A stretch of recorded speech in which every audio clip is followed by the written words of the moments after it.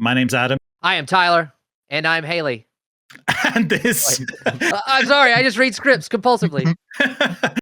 And this is... What is this, Ty? Remind me? It's the off-meta Blood on the Talk... it's the off-meta Blood on the Clocktower podcast. Blood on the Talk Tower. Blood on the Talk Tower. I'm okay with that as a name for a Clocktower podcast. That's a pretty good one. That's not if bad. If it weren't just a random slip of the tongue, it'd be even better. But we'll I don't know. Slip of the tongue's gonna be fun. Ooh, saucy for lunchtime. What's the today's traveler is? Are you doing the? You can pop up. No, go. You do it. I don't have the script open. Hello, I'm Jack. It's Jack. And we're going to be talking about the base 3 outsiders. What? Are you stealing our lines, Jack? Jack, lower yourself down. Crouch back under the desk. No, please stay up. Jack, thanks for joining us. We appreciate you. Want to get to know you a little bit better in case people don't know Jack from playing Blood on the Clocktower. He was a pretty regular fixture on the TPI streams for a long time. Couldn't bribe him to get on off meta for a bit, though he'd say otherwise. One of the big things. How long have you been in this game of Clocktower, Jack? Tell us about your first game, if you would. I've been in this game about 3 or 4 years now. We've been playing for about a year before the Kickstarter launched with Ben in the UK. I actually do not remember my first game of Trouble Brewing. I wish I did. A lot of people have fun stories from that. But I have fun memories from the first time of SB, fun memories of the first time of BMR. I drew Courtier in BMR, didn't understand how the Courtier played at all, kept going up to people and was like, can I drunk you for 3 days? Is that something you would like? And everyone was like, no. No. And then I drew Mutant in SMV and I kept going around claiming to be an X-Man because I thought that wasn't madness. I'm the Wolverine. Oh, how I was wrong there. But sadly, I do not remember my first game of TB. Did you get executed for your X-Men claims? I guess so. I got in a double claim, and then I looked at Ben and I just exclaimed, I'm the mutant, and he just killed me on the spot. I think a bit out of pity. Yeah. For just my incompetence. Would you say that's your... I mean, obviously, if that's your first memory of playing an outsider, that's probably the first outsider you played? It probably is the first outsider I played. We played probably 10-ish games of TB. I'm not including the drunk in that because you don't draw the drunk. That's I'm true. sure I've been the drunk before then. But those are the first few games that I remember of particular scripts. What made you get into Blood on the Clocktower to begin with, Jack?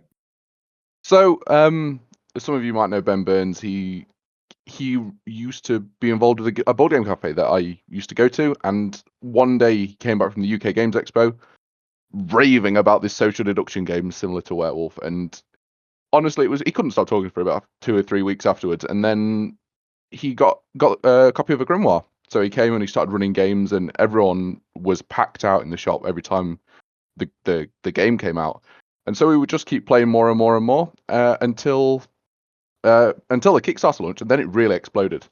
And we got people from all over the country coming to the middle of the UK to play this amazing game.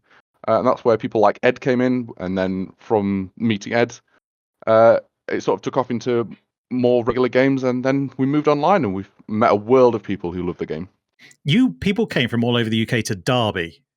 Yeah, that is the power of this game. They had to drive a whole hour to get there across the vast nation. Well, you got to understand, there's nothing in Derby, right? There used to be I think they used to be the home of the American World of Adventure. Is that still his thing? Is the theme park? Oh no, it's not there anymore, but it used to be the home of it. Well, there you go. That was its claim to fame. Had a theme park. It's a good train station. Is it a pretty train station, Jack, or is it just like a functional train station by good? Is that what you mean? Is that how low the...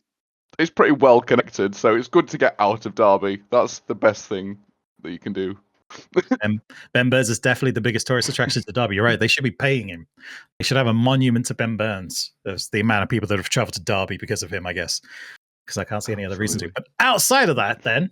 Just a bust with outsized dreads. You know what I mean? Just dreads. You don't even need the face or anything. Just put the dreads up and people will know what it's about.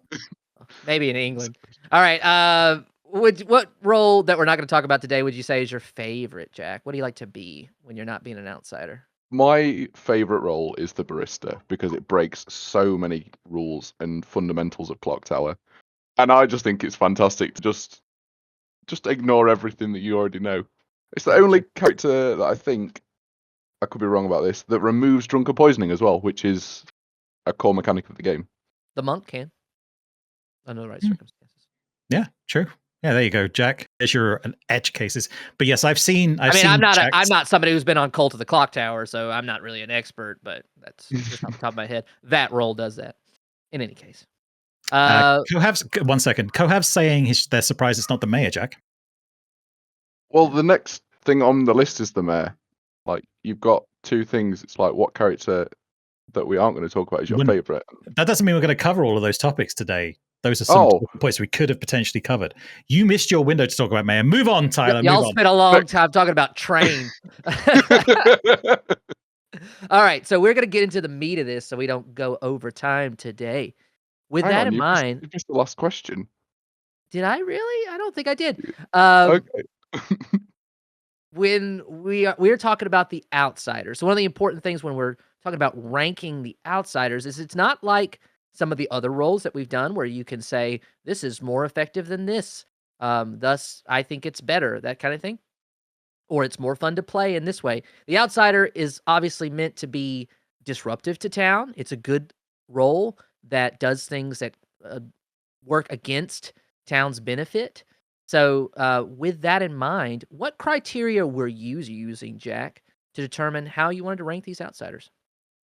So when I look at outsiders, I think they are good players who hurt town. So I looked at this from the perspective of evil. If I'm on an evil team, what outsiders do I want in play? What outsiders can I use for my benefit? That is what I think makes a fantastic outsider. You don't want them too much to help evil, because that is what the evil team should be doing. But I think the stronger they are for evil, the more interesting they can play.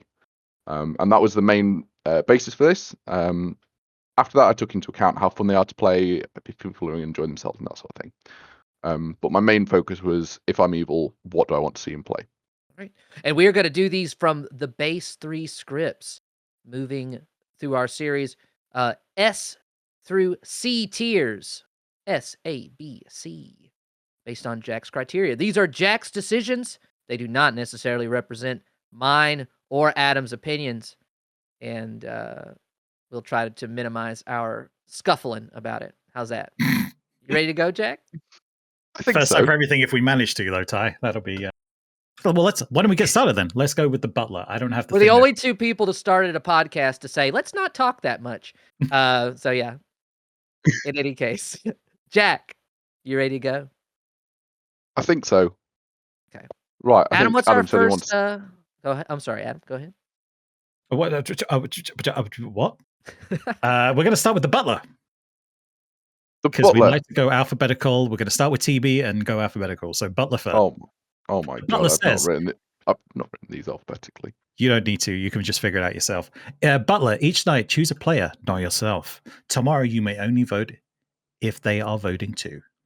I think the Butler is a little bit underused, and I think that's where the power of the Butler comes in, which makes it a strong bluff for evil. But if it's in play, I don't think it hinders the good team too much. So I put it in B tier. I think people often consider, if there's a Butler in play, there's probably a Baron in play as well. So I think a Butler being in play is probably one of the less favourable outsiders from Trouble Brewing. I don't know what your thoughts are on that. When you say less favorable, what are you talking about? Less favorable for the evil team? I guess you are, because that's your main criteria, right? Yes, that's what I'm looking at. I think it's one of those. I think we've seen an upswing in the number of evil players bluffing Butler for the reason that you described, right? So if they get the sense that for whatever reason, there's going to be there's one known outsider, there's going to be some other roles floating around. Butler's been a pretty strong bluff. Adam read my mind. Been a strong bluff for the evil team as of late, though that will probably swing away. So I'm not sure in terms of how much it doesn't negatively affect the evil team, unless the Butler locks in and makes an evil player their master pretty consistently, in which case that's pretty rough, right? Yeah, absolutely. They also have their own little small metagame, as you've described, about who they're trying to pick, and they're trying to pick the people who they think not people who they're going to think are going to vote for the people they want, but just people who are going to vote in general. Because you can pick good players, and good players might not vote; they might not see your point of view. So it's not just finding the good players, but the good players who are going to vote. You could also though, Jack, try and meta the evil team and select one of the evil players as their as your master, hoping that they're going to try and double bluff you, Jack, when you're the butler, and then it doesn't work out and you lose because of it, Jack. I don't know if you know what I'm talking about, but thank you for that game. I mean, appreciate it. It's only if you heavily suspect they're evil does that work. If you think they might be good and just trying something, it could. I don't know. Spy. All right. All right, so that's B for Butler. Now we're going to move on to the drunk. You do not know you are the drunk. You think you're a townsfolk character, but you're not. Where are you going to put that one, Jack? S tier. Big old S tier. It is amazing. Okay, the drunk is Clocktower to me. This is the character that got me interested in this game. A character who is hidden by definition, spreading their own misinformation, giving space for the evil team. Oh, it's beautiful. And, amazingly, at the end of the game, everybody loves finding out who the drunk is. I don't know if you have seen this, but at the end of the convention, when you're running and you're telling people the rundown, as soon as everyone finds out who the drunk is, it all erupts into a chatter, and I love it. As an evil player, it gives you the ability to bluff an outsider. The outsider count is often so fixed, and that's why we look for manipulation. The drunk gives that for free without even having a modifying character in there. All legitimate reasons. I think some of the favorite games I've seen run as well at conventions are normally when people are struggling or realize there's got to be drunks. This information doesn't line up. All those moments just make games amazing. And I think I can't argue with you so far on this one, Jack. I'd love to. Can you argue, Ty? I can't argue with I don't have a counterpoint for the drunk other than maybe I have seen some games for newer players where the drunk was not fun for them, right? They wanted to get into the mystery. They were learning the mechanics and then being told, yeah, all your information was bogus.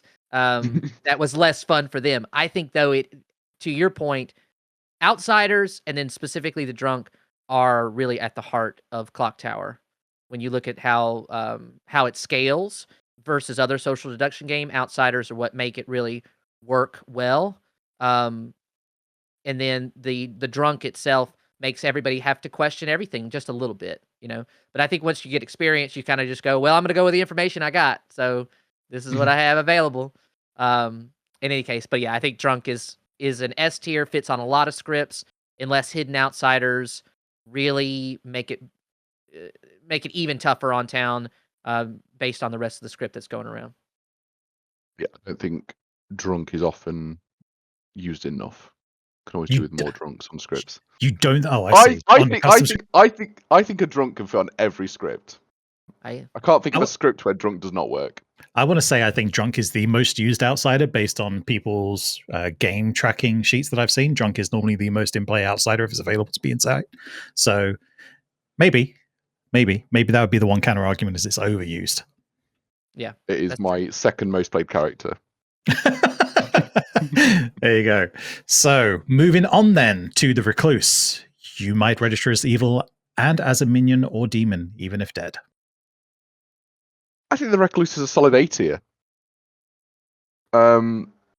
It spreads a small amount of misinformation, especially if the recluse is public about who they are. People obviously can pick them and trigger off them. It also can be a fun rules caveat because of the whole registering thing. I think it's a lot more fun that you can break the game with the recluse rather than it being in play. But most importantly, I think it gives evil a very strong bluff. I think that is a big point to it. Because no player is able to be able to discern a recluse from a minion or recluse from a demon if the storyteller is trying to force it that way. And just having that one player who is acting suspicious or looking suspicious, despite them definitely being good, is always a net positive for evil. So I think it's a solid A tier. I don't think it's quite as strong as the Drunk's misinformation, but it certainly causes more chaos than the Butler.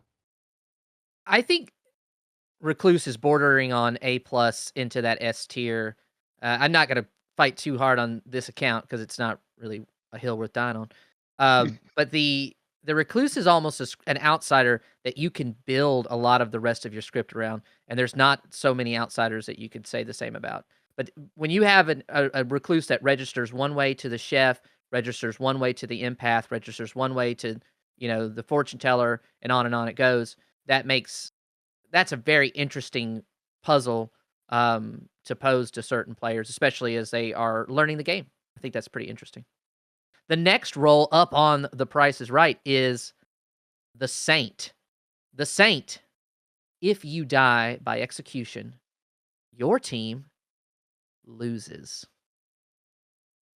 Jack, what do you think about the Saint? The Saint is beautiful in its simplicity. It is a you can't kill me role. And I don't think I've ever seen that many Saint losses. I've certainly seen some Saint losses. But I think it just draws the attention of town. I think that's the negative, is a lot of people are trying to figure out, is this a good player or do we actually need to kill them?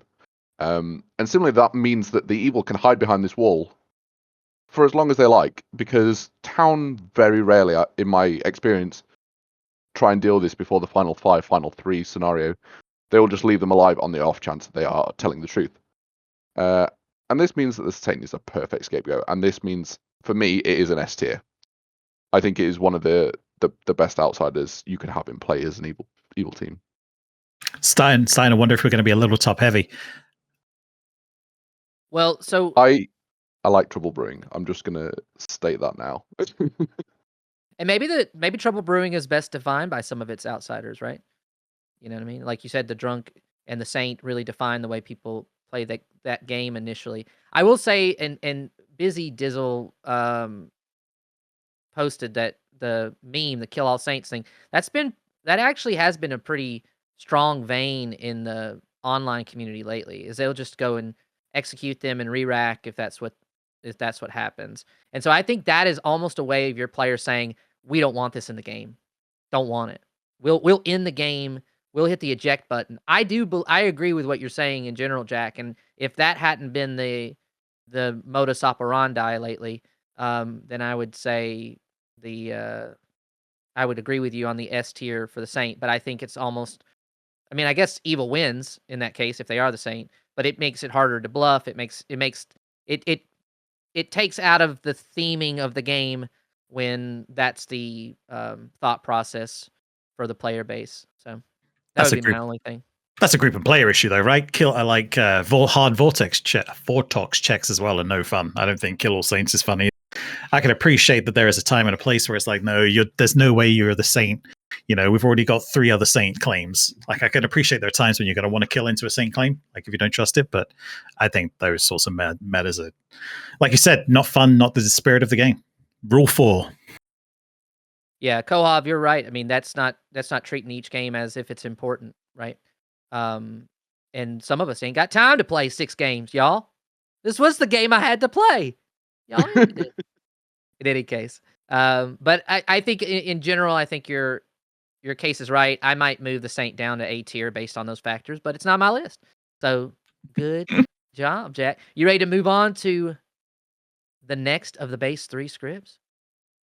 Is that BMR or is that SMV? We're going to be going BMR first. BMR. Okay, cool. So we're going to be leading up with the Goon. I think you did the last Goon. one, Ty, so I'll take the Goon. You got it. You're on it. Each night, the first player to choose you with their ability is drunk until dusk. You become their alignment. The Goon is the chaos incarnate character. I can't remember the last time I've seen a Goon not play for evil, even when they're good. The Goon just... Yeah, true. I think the option of turning evil at some point just gets greater the longer you're in play. And therefore, you almost start out going, well, I'm going to be evil at some point. I might as well do it from the offset. And as an evil player, the ability to recruit one of the good team -1 votes for the good team, +1 votes for the evil team, can shift that balance a lot. There's a reason that the fables such as the Spirit of Ivory is in play. Too much of that in one script, and you've won the game in 1 or 2 players. I think if you can convert the Goon and keep them converted, is very strong. I think if they keep flicking back and forward, that is a lot stronger for the good team, because they learn that there are certainly evil selecting abilities, what knights they were selecting, what knights can't be in effect. If you get a no-kill knight and the Goon turned evil that night and then back to good, they can go, well, hey, it's me, it wasn't the soldier claim. I think things like that. So I think it's an A-tier outsider from an evil perspective. I also think Goons have a lot of fun because they just sow chaos and then fall on whatever team they end up on. They have no choice. They're at the whim of whatever team wants them, really. They're the lonely child of Clocktower. They're not lonely. Everybody's like, join my team. Join my team. I'll waste an exorcism on you, fool. Come back. We love you over here. I will say, Jack, that the Goon is the only outsider role in which I've had players tell me it's their favorite role in Clocktower. And I would say on that basis, I would rank it a little bit higher than even A tier, because it does have it for your criteria, it has a positive effect for the evil team. They can get a new member. It drunks people for town, and then it also is, I mean, just it's a joy to play compared to some of the other outsiders you could draw. But you get to make your choices in life. And I mean, even if you compare it to the politician, right? The benefit of the Goon, the people don't mind playing with the Goon, is because the other players get to control what your alignment is. Mhm. The politician gets to control their own thing, even though they get to switch as well. So I think that's why Goon is especially well liked. It's like the sailor now has to spend their life drinking with a Goon every night. That's what a sailor's got to do potentially. We've all got friends like that, right? We just gotta keep them under our wing. In the thing about the Goon compared to the politician, I know that this is a kind of a subtopic. The politician has a lot of ambiguity, right? If you're the Goon and you're evil, you know what team you're on, right? You're not wondering. Whereas the politician's like, did I do enough? Was I the central reason amongst a constellation of reasons? That kind of thing. So it's a different type of play. But all right, so that leads us to the Lunatic. The Lunatic, you think you are a demon, but you are not. The demon knows who you are and who you choose at night. Where you got the Lunatic? Okay, I am going to preface this. I have put this on for online play. I think it falls in a different category for in-person play. But I have put the Lunatic as a C-tier outsider for online play. I can't remember the last time I've seen a Lunatic not figure out they're the Lunatic, and therefore the illusion breaks. Whether or not that's the intention, I personally would enjoy to see more Lunatics think they're the demon right up until the very end. Right up until that hammer goes down, they've executed the wrong person in Final 3. Someone who's playing for the wrong team all the way. But online play, it so often is they go up to their minions, they ask them, hello, who is the other minion? And the other person's like, no. That I think it doesn't contribute much chaos. It is just a person who thinks they are the demon but knows they're not. I don't know what your thoughts are on this, but I think certainly in online play it doesn't cause enough chaos as some of the other outsiders, for example, the Goon. I think your experience of it is predicated on a couple things. Is the online play style, the experience of the players that you're playing with on a regular basis, and the player count. So a Lunatic with 2 minions, right? That's tougher for you to keep the lid on that. Whereas if they have 1 minion, they have a smaller game, the storyteller has a much easier time. But I have run several games where it takes a concerted effort. It takes a widow or a spy or a godfather who's like, I know this guy's a lunatic. If he's coming up to me, it's probably because he was shown me as the demon. There are some rule changes that you could make. I know Capelli tried some of this stuff where I think some of the players were told who I'm trying to remember how he was doing it, but it was to preserve the lunatic. I think it's more fun once you figure out I'm the lunatic, and that makes it higher than C tier just on the basis of fun to play. And then the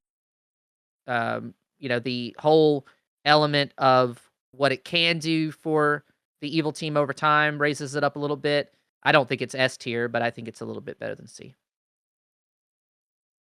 Okay, I certainly appreciate that.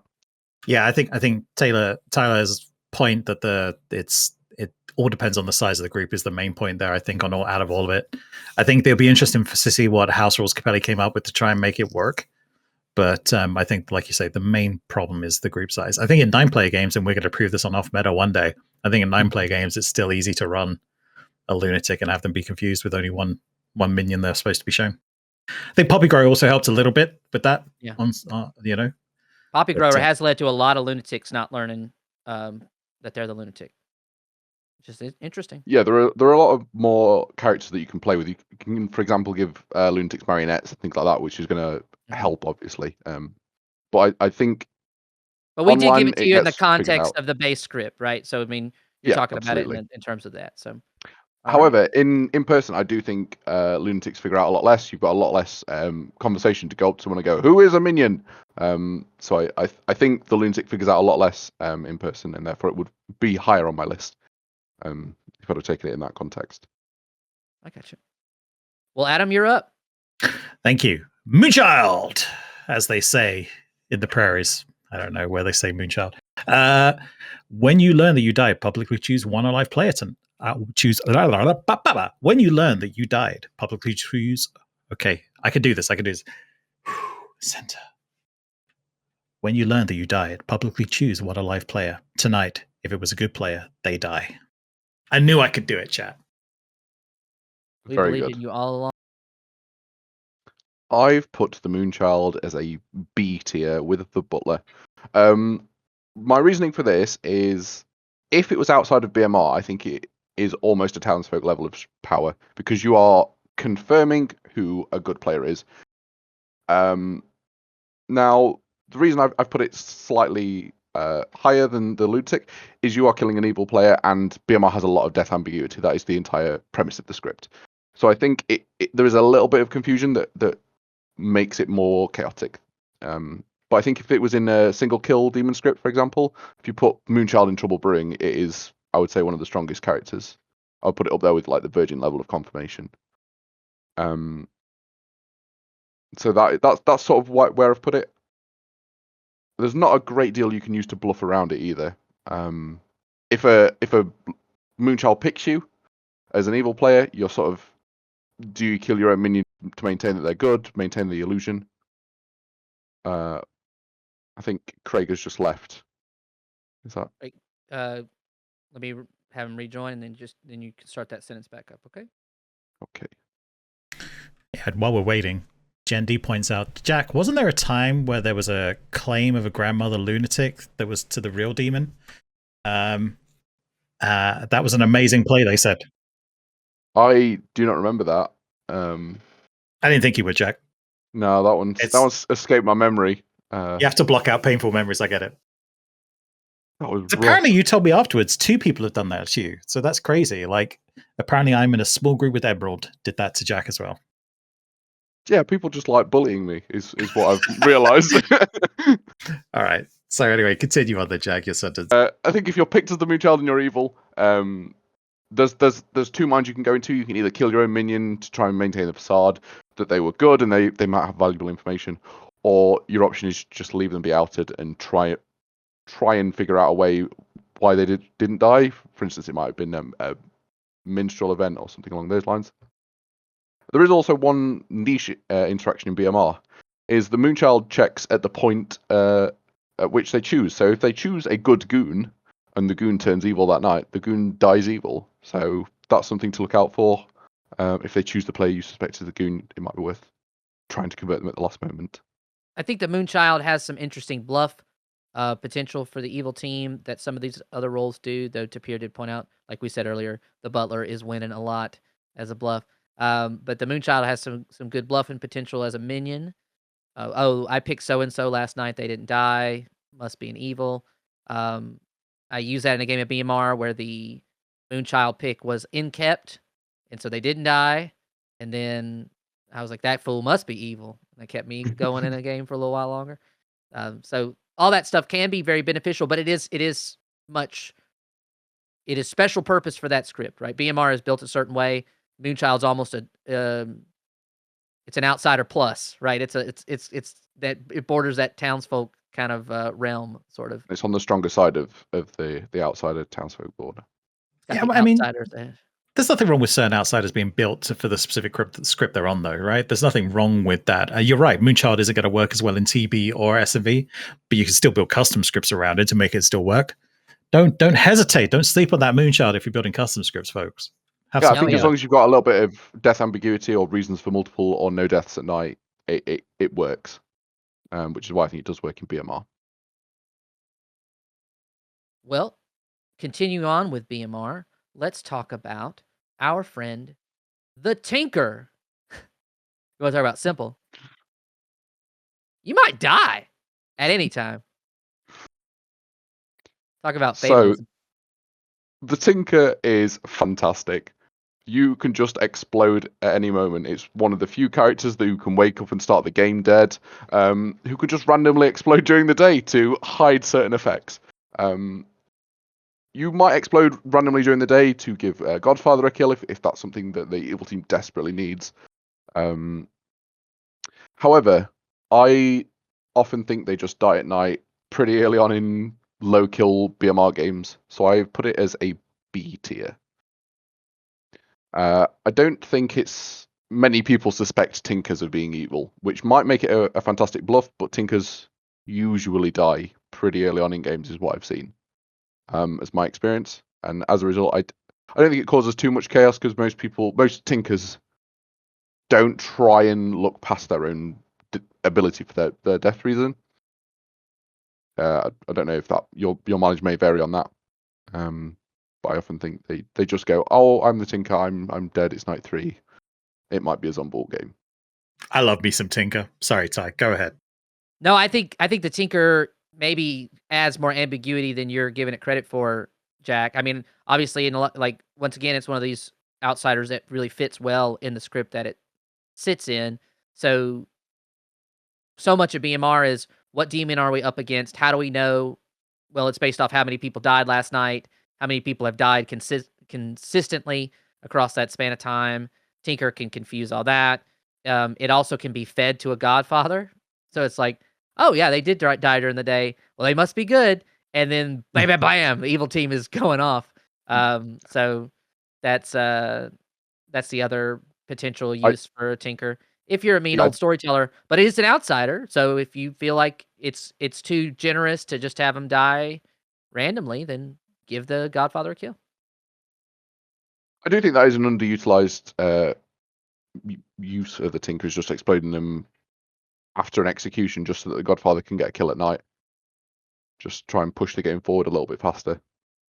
I think most people try and help hide the Godfather as part of that reason as why. So it all depends what you got on the script and what you're playing with at the time.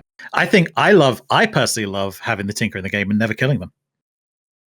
Throw complete sus on that. Throw complete sus on that player. Cruel You're claiming to be the person. Tinker in Final 3? Bullshit.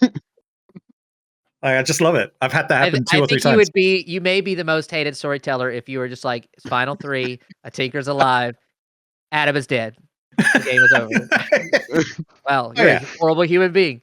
But I think the Tinker can create a lot of confusion, can be used in a lot of different ways. It is more storyteller dependent, right? Because it's got those characteristics that make it a little bit different from some of the other outsiders around. I don't know. I think it may be better than a B, and it can fit in some other worlds, but this is fine. I mean, you could put the Tinker in. You could put the Tinker in TB. If we talk about like Moonchild only living in one script, Tinker could go in TB to hide like a monk or soldier not dying at night, or a demon sinking a kill to make it look like there's a monk or soldier. Well, actually, here's the Tinker exploding. Go fuck yourself. You don't have that cover now. You could mess with them like. You could put it on a S&V and mirror a witch, that type of thing. Or mirror Pit Hag Knights. Yes. Pit Hag Knights, yeah. Have 2 people die at night. Yes. I do think the Tinker would simulate well in S&V. I think it is a fun addition. And I think you should get some extra points on that basis alone, Jack. No, I think it's you staying in should the rethink yourself.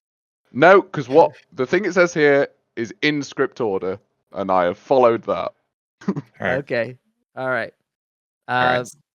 Adam, carry us home. It's time for S and B. Shit. So it is. I was like, damn, why do I get another long one? If you die tonight, oh my God, I've already fucked it up. It's the barber. We're If going to you divide die these up by I do the long ones, Adam does the shorties. Yeah, I don't know what's wrong with me today. It's the barber. Let me do that again. It's the barber. I don't mind doing that. Barber. It's the barber. If you died today or tonight, the demon may choose 2 players, not another demon, to swap characters.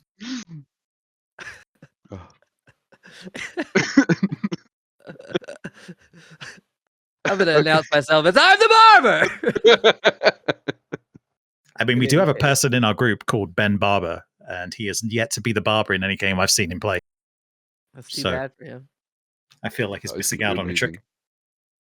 He's the barber! I can't wait. So I'm going to do every roll call going forward. People are going to be like, why does he do that? It's like, because you should go watch our podcast. Anyway, sorry, Jack. Barber, what we did. Barber, solid A tier.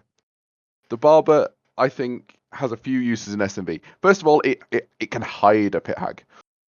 It's one of the few scenarios where I would recommend pit hagging someone into a good character.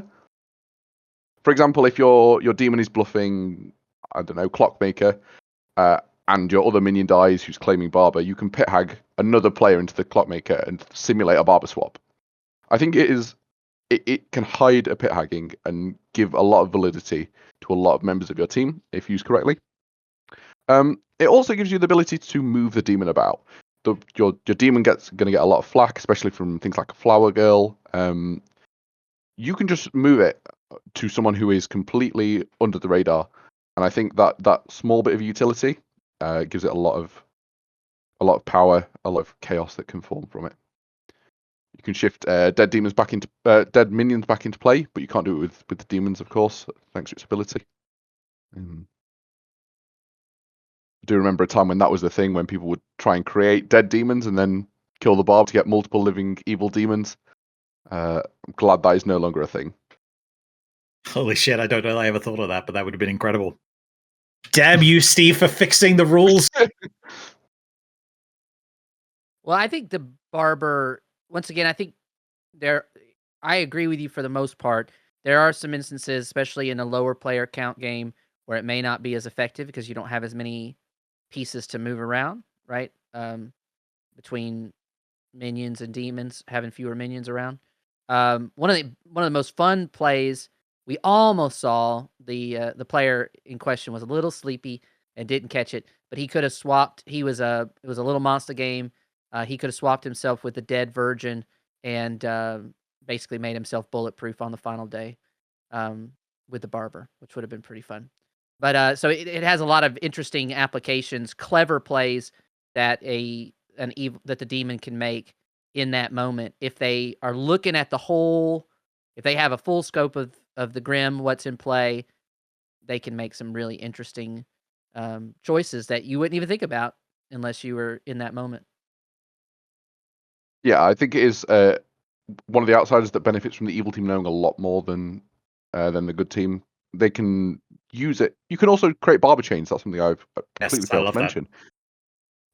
You kill the barber. It's now the dead barber. You swap it with an alive player. You now know who the alive barber is, and you've just removed a townsfolk role or any other role you want. And you can keep doing this over and over again. It'll usually create a chain of confirmation, but you can always at any point use the barber ability to get yourself out of a sticky situation. I do think it is a strong play if you want to go for it. This next role is the klutz. When you learn that you died, publicly choose one alive player. They are evil. Your team loses. I feel like I've gotten all the traditional game enders. Never make an evil klutz, but I think a klutz is. I think it floats between an A and a B tier for me. I put it in the A tier.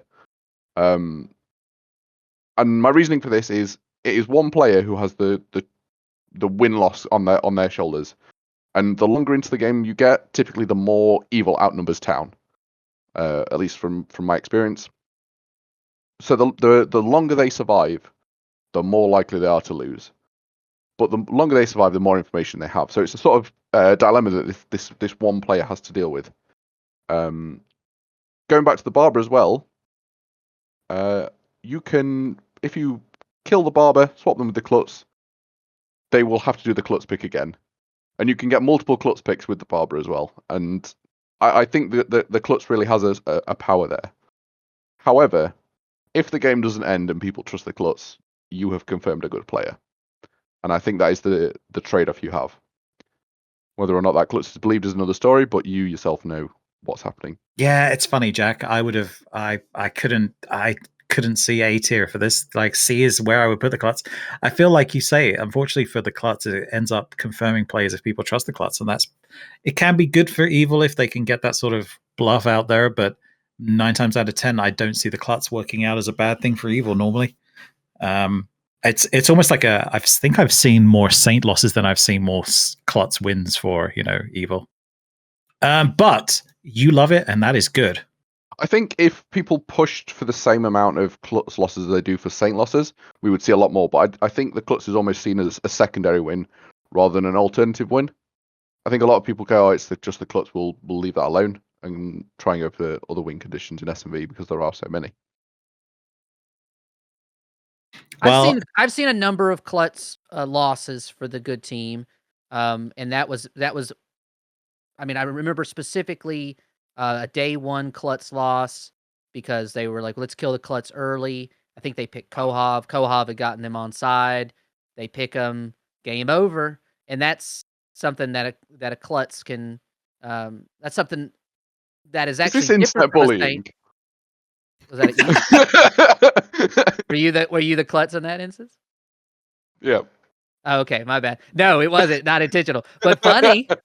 You should have come up with that anecdote, fool. Anyway, but that almost separates it from the saint because the saint's like, oh no, keep me alive, and a lot of times people will go after the klutz early, especially in S&V because of the Fangu, that kind of thing. Let's just kill the outsiders, and there's no real risk doing it. But with the klutz, if the right player's got them on side, that's that game, and then it is a great bluff because they could clear if people are convinced that you are the klutz, then there you are. You've cleared your demon. Can't be evil. I picked him. Remember? you need to, Patters. You need to go back and watch. It was a very justified reason as to why the Lunatic is below Butler. You have to go back and watch. And these opinions don't reflect those of off meta. Off meta. These are the express opinions of off meta. I'm an employee who's been invited to exactly one game and no more. Also, not never again, Jack. That's what. Well, if it is, don't worry, Jack. You'll be the Lunatic. Or let's see what else you put in that C tier. Lunatic, Tinker, Moonchild, or Butler. That's the only thing you get from now on. We've missed the pacifist. Adam, move on to El Mutante. All right, mutant. If you are the mutants, if you are mad about being an outsider, you might be executed. What do you think, Jack? I have put this also in the B tier.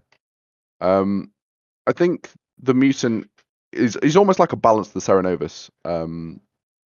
I don't know which one existed first, but I don't think you can have mutant on a script if you don't have Serenovus. Their ability to almost just announce and get themselves executed is almost reminiscent to me of the Virgin, and as the evil team, that can be terrifying. Having an outsider become one of the strongest townsfolk in Trouble Brewing, I think is a real danger. However, the benefit to the mutant is if they go along with the madness, they are just sowing chaos left, right, and center. They're getting into double claims, sowing out misinformation. They're a hidden Fangu target if you want to go for it. But I do think that their ability to almost become a virgin on day one when nobody wants to be executed, but you have to because of the Vortox, is what makes the mutant, I think, dangerous for the evil team. Adam's shaking his head here, like, no, you don't explode. Never kill a mutant. Never kill a mutant. Continue, Ty. Mutant is such a... I mean, it's got to be a very polarizing outsider because of the way certain people feel about madness, the way certain people play madness. I think it breaks the spirit of the role to be like, yep, everybody, I'm the mutant. I'm not just the mutant, I'm the barber. Sometimes I'm the klutz, right? Like if you're challenging that madness, I think that breaks the spirit of it, and maybe it's not the right mechanic for you. So having it play out like a virgin in that way, it's just counter to the role. It can be good to execute that mutant when their death makes a big difference to good winning, right? You're challenging that now. Oh, great. Well, I'm going to execute you. You were going to go to sleep, and then now good has been put in a very negative position from then on out. So it can vary a lot based on the circumstances. I wish S&B had a different hidden outsider. I understand that what you're saying with it pairing with the Serenovus. But yeah, so I'm fine with it. I'd almost be fine with it being a C and bringing the Lunatic up, but I understand it's not my ranking. I did have, when I ranked these earlier, I had all of the experimental ones on as well.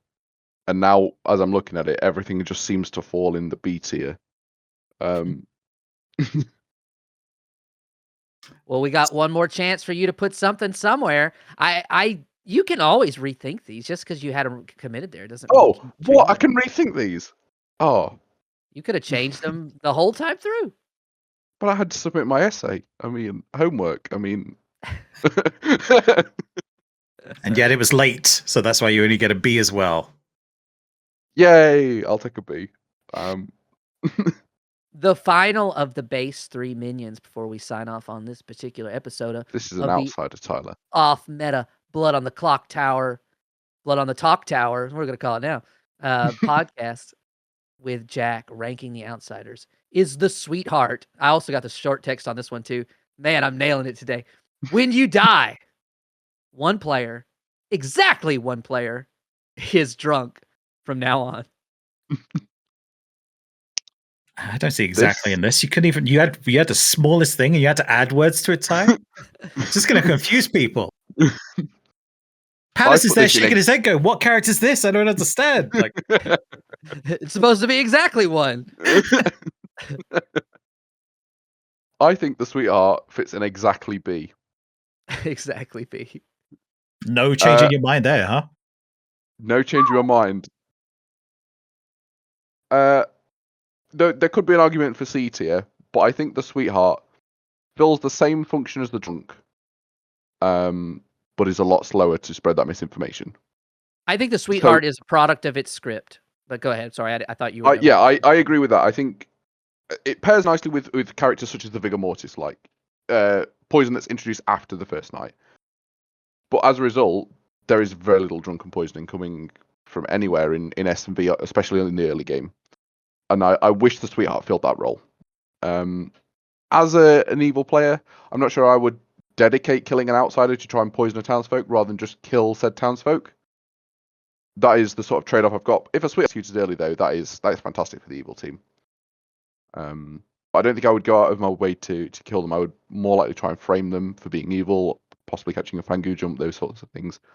So a sweetheart being in play isn't something I would be overly worried about, similar to how I wouldn't necessarily worry about a Butler being in play. Well, here's the thing with Sweetheart, right? And I'm going to jump in on this one. I made a suggestion to Steve very early on to the Sweetheart that it should have some way to, if it is recreated in some way, shape, or form, that drunkenness from the original player continues. I didn't know what the wording was, but I felt like there needed to be more reason for the Sweetheart to stay hidden to make it more viable. That's my downside, I think, with the Sweetheart, is that once it's out there, like, I mean, I guess it's an okay bluff for evil, but one person being drunk now, I don't know. It doesn't seem like the end of the world if you've killed the Sweetheart. I think that's what you're saying, right? It's not the worst punishment in the game. It's not a punishment like the klutz, right? Like it's not. It doesn't have that risk reward of the klutz. It is a B to C tier outsider is what I'd agree with on there for you with you, Jack. So I can't argue against you, unfortunately. Yeah, I wish it was more devastating in a lot of ways. Whether that poison was able to move might be interesting, but those are topics for another day. Is it? Does it? I mean, we've got 2 minutes, Jack. You can talk about them now if you want. What would you do to make it more devastating, Jack? With you rewind. I think having a poison each day be drunk would be interesting. Having that effect float around a bit like almost like a storyteller poisoner, where they're able to assign this drunken poisoning where it's going to be most damaging, so that if the sweetheart player is just immediately killed, you don't go, oh, well, that did nothing. It makes it a lingering effect that's going to go on and makes the sweetheart want to not die to keep that hidden and that ability from triggering. I like that, Jen. Let the demon pick the drunk target. That's a fun one. That could be a fun way. Let the demon pick the drunk target every night could also be equally or even more devastating. Because otherwise, if I'm a sweetheart, I'd just be trying to die night one every day, or day one every day, should I say? Absolutely. But yeah, no, that's a couple of great suggestions, Jen and Jack, I guess. Well, that's it. Do you want to lead us out, Ty? Because I don't have the script up. Sure thing. Jack, we really appreciate you joining us for this episode of the Off Meta Blood on the Clocktower podcast, where we talked about these here outsiders